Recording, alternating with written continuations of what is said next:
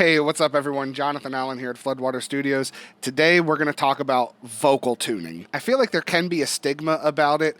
First of all, just perform it well. Yes. I mean, obviously, we want to perform everything the best that we can, but at the same time, there are points where we might need to tune the vocal a little bit or a lot to make everything sound the best that it can.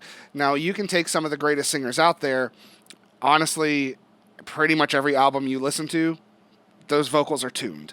They are just made essentially perfect to fit the song, to make sure that there's no blemishes anywhere. Now, you don't have to go to extremes like T-Pain or Cher, something of that nature, but there's definitely ways that you can manipulate inside your software to pitch correct naturally and make everything sound nice and tight with the vocal and on key. So let's hop into Studio One here. So inside Studio One, you actually get some software free that comes with it, and it's Melodyne.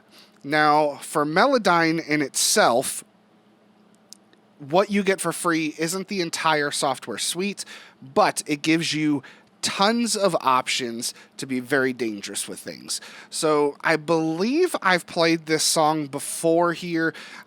This is a song I'm slowly working on called Change. Currently just very basic piano and a vocal for everything. We'll listen to it and just see kind of where we're sitting right now. So grab your headphones and let's take a listen. What can I change now? How can I make it out? What can I change now? How can I make it out of here?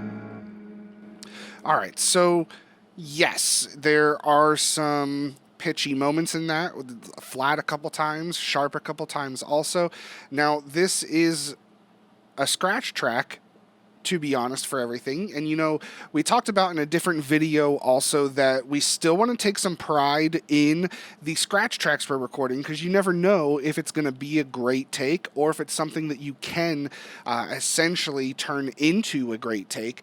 Now, I'm not saying that this is probably going to be the only vocal that's on here, but say this is what we had. We didn't have any more studio time to work with, to record anything, and you had to take this and try to make it the best that you can. So when you're ready to start working with Melodyne, what you can do is on a Mac, Command M, and you can bring up Melodyne here. It will analyze the audio, and here we have the actual broken down notes for everything.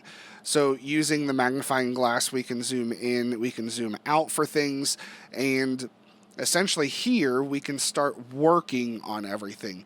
So it will kind of guess the key that you're working on here for everything. You can go into the algorithms and change different things. Normally, it is pretty good at guessing for vocals. So it's obviously melodic. It's set to an automatic algorithm for everything. So what I like to do just to start out is I hit Command A, select everything, and here we can look at some different parameters. So when we click on this button right here, which is our correct pitch macro, you can change the pitch center and you can change the pitch drift. Also, you can snap to a chord scale depending on how regimented you are with the song itself. So a lot of times you can start messing here and you can see the pitch centers are moving to the center of the note itself. So if we're on an A here, you can watch this guy. It is obviously a little sharp there. When we're bringing this in, 100% puts it exactly center. Now, the good thing with Melodyne is it is not dramatic at all unless you make it dramatic or unless you're not a great singer, it can get dramatic. So even if you put it to 100%, a lot of times you're not going to get terrible results. But if we want to make things still sound even more natural and not robotic, like we are trying not to do with a lot of stuff, we'll set it, let's take a listen. We'll put it around 50%, and then the pitch drift is how these waveforms are going. So the actual depth in how we're drifting up two notes. So if we start pulling this up, you can see that these waveforms, so especially right here, take a look right here on the right hand side. You can see this goes up pretty far, then dips down pretty far. But as we start to move this up, the drifting of that note also shortens. So we're getting to the next note quicker instead of taking our time with the rise and fall inside the software. So let's set everything to 50% and just take a listen to what we get there and see if that has made a difference. I want to know if you were here to take my pain or... All right, so like I said, not always is Melodyne accurate, especially because it's guessing the key that you're singing in. So what we can do here is we have to go in and fine-tune the vocals. So especially for this song, I want to know, I'm dropping down on the second half of no. So if we listen here, I want to know. So there, it keeps this as one note the entire time. So how we can change that is if we go back to our cursor tool here, if you hover around the top of the note of the syllabants on that, it turns into this little arrows to the side with a line down the middle here. And if you double click, it will split that note.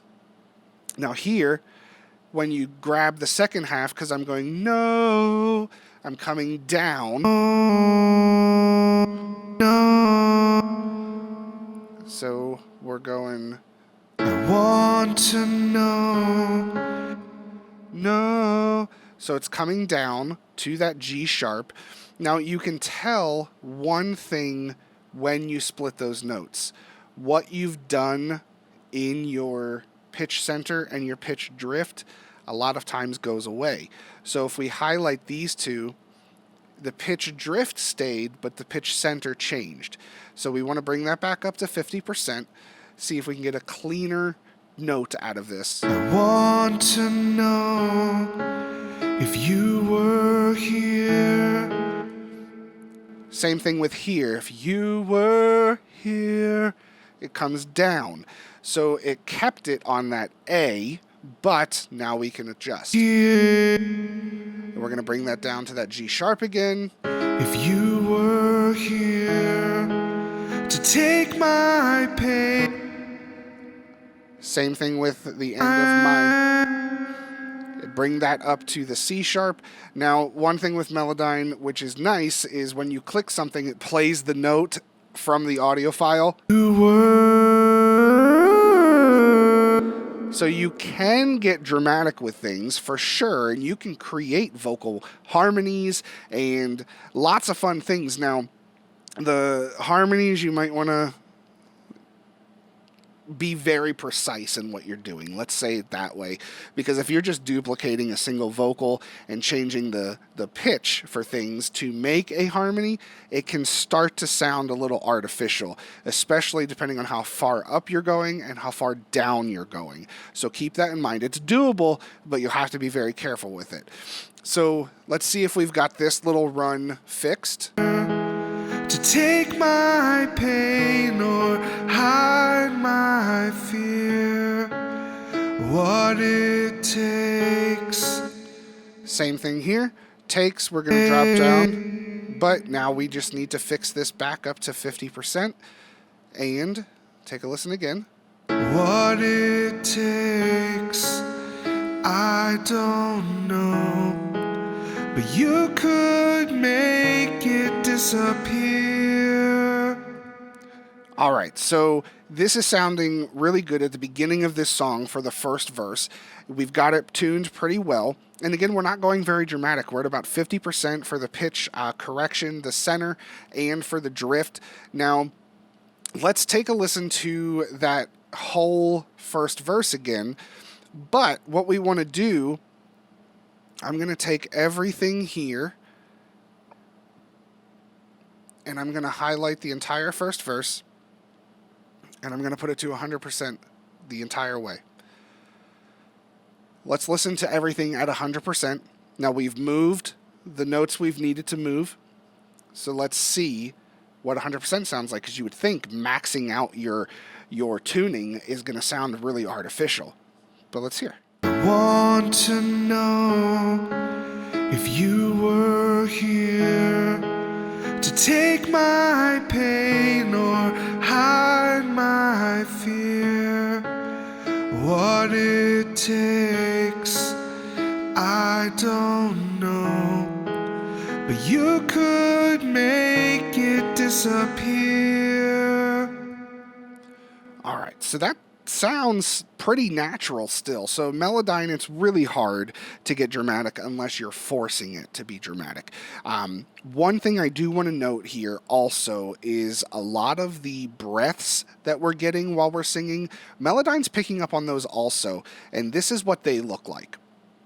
So these really chopped up sections, Melodyne is capturing those breaths. And a lot of times, if you're hearing a bunch of dramatic things that are happening, it's trying to tune those breaths.